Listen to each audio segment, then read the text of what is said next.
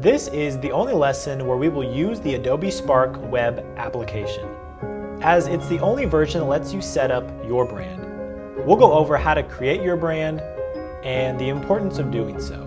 Again, this is another feature that helps automate workflow in post. Let's open up a browser and go to Adobe's website and head over to Spark. From there, we can find the Brand tab near the upper left-hand side of the page. Clicking it takes us to what I like to call the Ingredients page, where we need to add the logo, color, and font for your brand.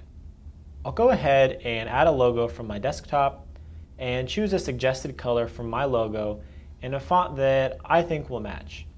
Click Next and we'll have the option to name our brand and family.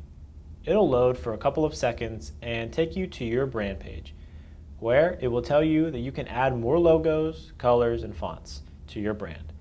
If you want to start uploading templates later on, you can brand your templates so people know who made them. There are more options for branding your projects on Spark Page and Video, but that is for another class, so we won't worry about that here.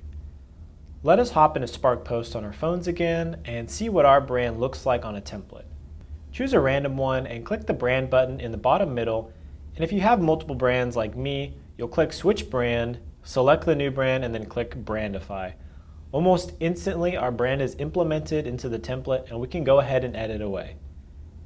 What your brand is useful for is small companies and organizations, even clubs or groups, to establish a brand and consistently add that brand to everything you use.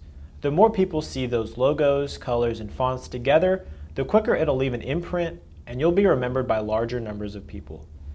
This is a crucial part of social imprinting, where if you want your brand to be remembered through advertising, promotions, merchandise, or social media posts, you have to stay consistent with how often you use your brand and these types of things that represent your group.